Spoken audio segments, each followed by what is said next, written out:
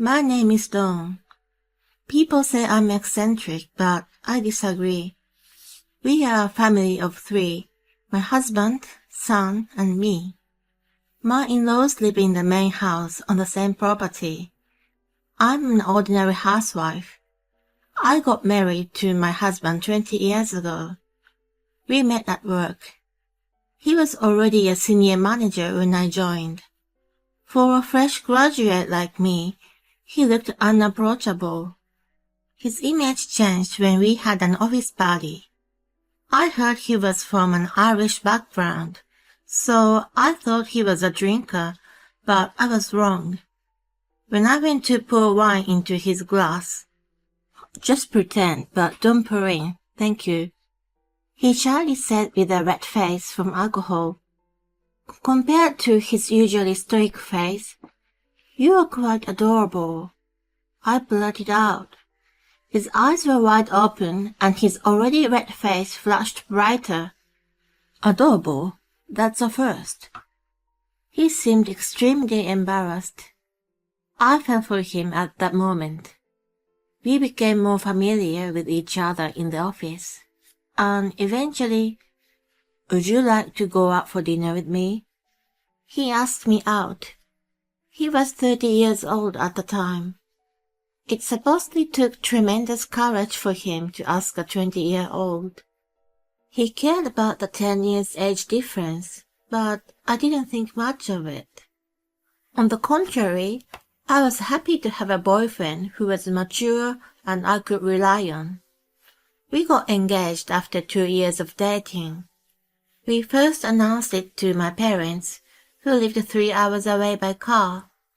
Then I was going to meet his parents for the first time. They had a huge house in an affluent neighborhood an hour away. "Wow, what a big house! You grew up here?" I was so excited to find out more about him. Seeing me animated, his mother chuckled. "Such a cute girl. Come inside."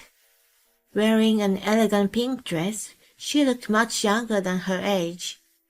My husband had already informed his parents. "I want you to meet my fiancé," before we came, so they were in a merry mood. I quickly felt at home with them.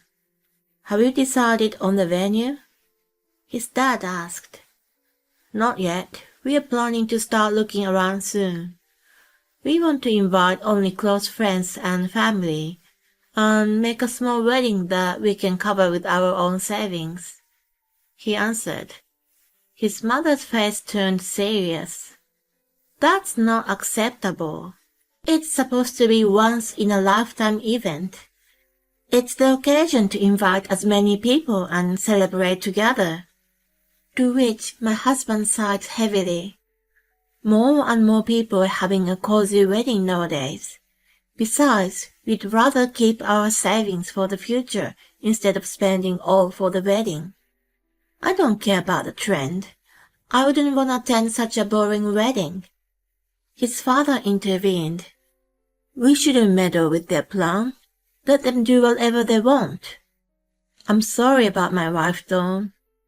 I sensed a heaviness between the parents, so I cheerfully said, "No, not at all. It's all good."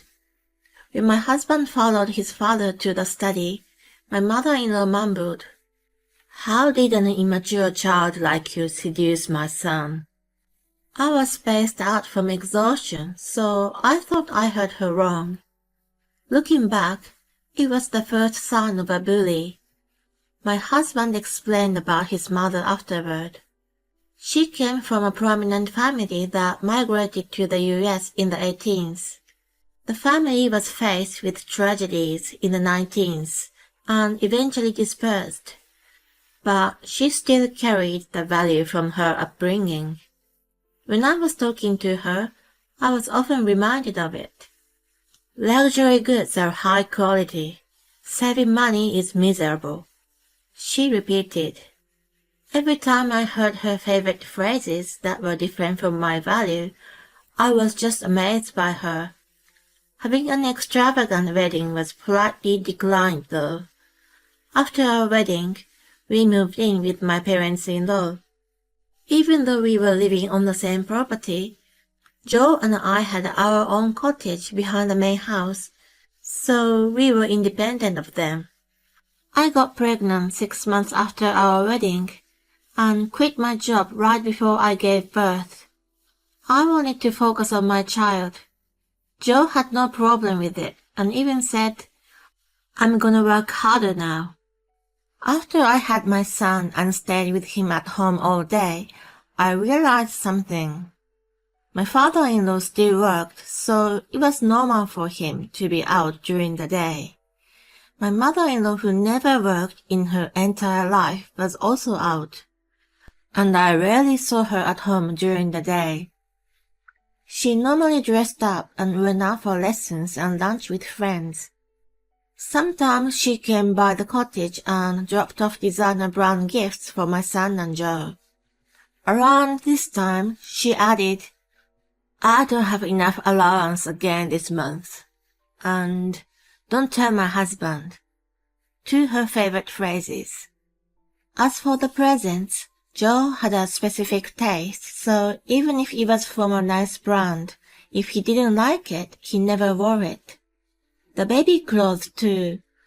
I didn't see a point in buying expensive ones, as my baby outgrew them fast.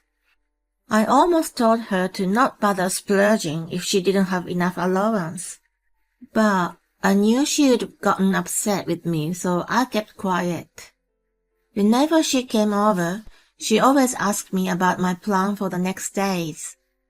My son wasn't even in preschool, and we mostly stayed at home every day. She knew it well and expected me to say I had no plan. Then she normally asked, "So can I ask you to clean my house? You have nothing to do, right?" I didn't have a valid excuse to decline, so I had to oblige. She asked me this once a week and always made me promise, "Don't tell my husband." Whenever I went to her house to clean, it was always dusty and messy. I used to mop up a corner of the living room first, and then set up a baby gate to put my son in. What am I, a maid? Maid. Sweep, wipe, and repeat. Sweep.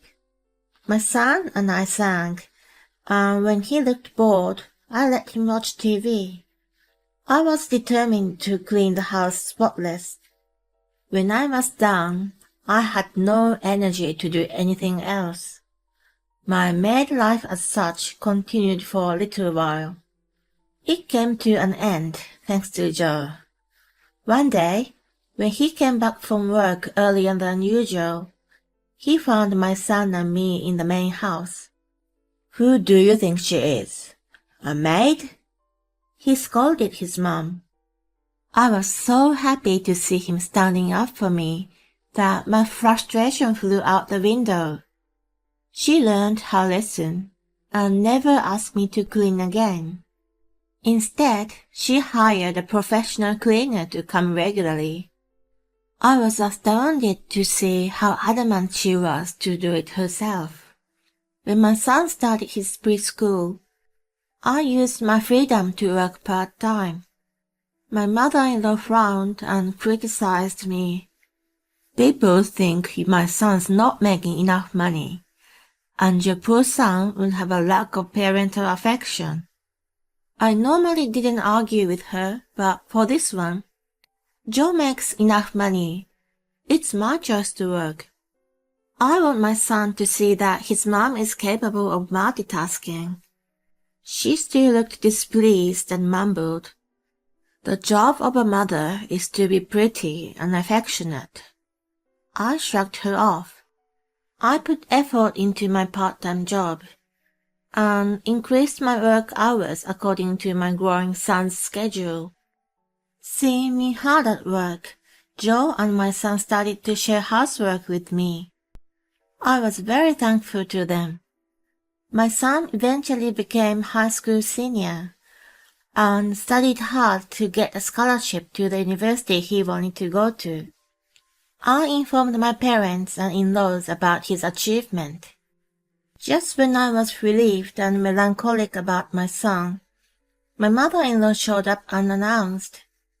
What a grandson I have, a scholarship. He's becoming an excellent man like his father. Thank you very much. We are so proud of him. I invited her to sit in the living room and then sensed something strange. She came to congratulate him, but she didn't bring any gifts. She liked to show off, so she secretly continued to bring expensive sweets and clothes even after the cleaning incident. It was very weird for her to come empty-handed for such a big celebratory event as this. She asked, "Where are he and Joe?"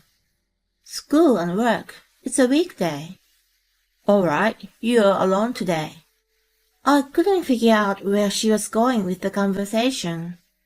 Then she suddenly made a serious expression. "You know that endowment life insurance you've been paying for the education. You said it's coming to the end of term, right?" "That's right." "Can I borrow that money in secret? My husband's salary has gone down recently because of the recession. I don't have enough for my recital, and also my friends and I have been planning a trip. Just a small amount like $5,000. $5,000? I was flabbergasted by the nonchalant way she mentioned the amount. "Of course not. I can't let you borrow such a big amount." "Well then, a couple of thousand would do. I heard the policy gives you like $100,000. "It's not a lottery. What Joe and I saved is coming back." "But there's also scholarship. You should let him pay for his own education anyway." "I urgently need that money. I should be the priority." She was being illogical and wasn't taking no for an answer. I unusually became upset with her and firmly said, "Absolutely not." I apparently made her grumpy. "Fine." She stood up and grimaced at me. "You're such a heartless, stingy person. Your son raised by such a mother won't have a good future." I couldn't calm down even after she left, so I opened a can of beer while cooking dinner. Even though she didn't have the money, she couldn't stop splurging. I always knew she was trouble, but I tolerated her to keep a good relationship. I had been telling myself that she had a different upbringing, but she ignited my anger this time. Just because her selfish request was declined, she made a ridiculous remark about my son. I told Joe what his mom said to me word for word after my son retreated to his room that night.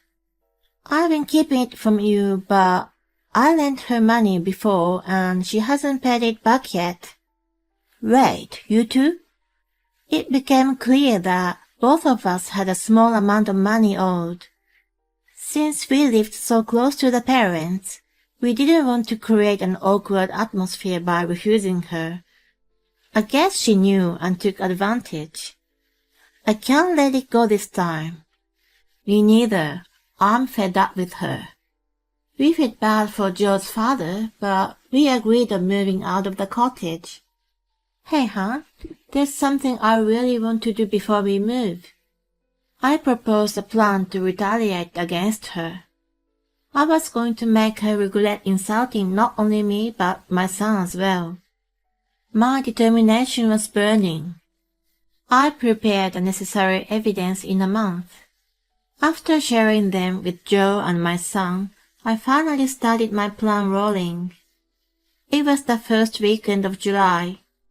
I aimed my visit to coincide with dinner time, so both my mother and father-in-law would be at home. Joe and I told them we had an important thing to discuss. As soon as we sat down in their living room, Joe pretended to be remorseful. "Dawn made a mistake and opened some of your mail. They were wrongly put in our post. We are very sorry." I produced 5 envelopes and a folded paper on a coffee table. "Oh no, My mother-in-law gasped. The envelopes were from credit card companies and IRS. I selected ones that said important and urgent from the mail I had collected in a month. Our mailboxes stood next to each other, so the mailman sometimes mixed up. When he saw me cleaning the yard, he didn't hesitate to pass me 2 bundles. It was easy to differentiate mail related to her financial issues from seeing them for so long. Hence, I picked the top 5 for this occasion. Oh my God, you haven't been paying all of this? My father-in-law frowned at his wife. As I expected, he had no idea how much he has been squandering. She stuttered. It just slipped my mind, that's all. I'll pay them tomorrow. She made a lame excuse and hurriedly collected the envelopes. As Joe and I were leaving, I pretended to remember something and said, "Oh yeah, there were a few with immediate deadlines. I'm very sorry for not coming sooner." I gave a big smile to my mother-in-law, who was grimacing at me from behind her husband. 2 weeks later, she purposely came over when Joe and my son were out. I was expecting her visit, so I greeted her as usual and let her in. As soon as she walked into the living room, "Please do me a favor. Can you make a payment for these on my behalf? You know, I'm quite busy and can't make it to the bank on time." She pulled out the bills in front of me. Those were taxes for a property and a car, and credit card bill for online shopping. The number of bills was, for sure, more than when I showed to her and her husband. "You don't need to go to the bank, you know. I'll show you how to pay with online banking," I suggested light-heartedly for my first retaliation, and then added more. "Also, you've shopped with my credit card, haven't you? I saw a charge I wasn't aware of on my statement. I'd never bought anything from Saks Fifth Avenue online. Besides, nothing arrived from them but the charge." I thought it was skimming, but then I remembered she loved the store. She bought it with my card and gifted it to herself. It was a fraud.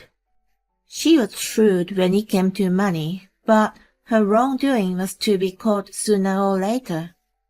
"I have no idea what you're talking about. Do you have proof?" "I can call customer service and find out what you bought. If the same item is in your house, that's proof, isn't it?" I smirked. She choked, but then, "Fine, I'll pay you back, but these are more urgent. The taxes must be paid now. We're a family. We support each other, right?" "Family?" I exclaimed in a deliberated manner. "I'm almost single. I'm not really your family." "What do you mean?" I put on a sullen face and explained to her in a gloomy tone. "Joe and I have been fighting about our finance. He's very upset with me about the money I lent to you, thinking I splurged. But I can't tell him the truth or cover it with my part-time salary. Our relationship deteriorated and we are separated now. We are filing for a divorce." To which she became angry. "You never consulted with me. I knew a younger but no common-sense wife would be nothing but trouble." She left fuming. But she didn't give up and kept bothering me. Using the same "we are not a family" excuse, I continued to refuse her, who demanded money like she was above me for whatever reason. Eventually, it turned August, and I moved out of the cottage alone. My son moved to another state to attend university in September, and then Joe moved out immediately after. The 3 of us had all gone away from the in-laws. I heard they had a serious talk after we left. My father-in-law told me the whole story. Dawn told me the reason she and Joe are divorcing is that you owed them money. You stole her credit card and her pay off your shopping. Do you even understand the seriousness of what you did? She became outraged by his accusation and snapped back. Not at all. She was my daughter-in-law and living in the cottage for free. I expected her to cover for me. I only bought some cosmetics and supplements anyway. It was supposed to be our secret, but I can't believe she told you. Joe is right to divorce her. I know now.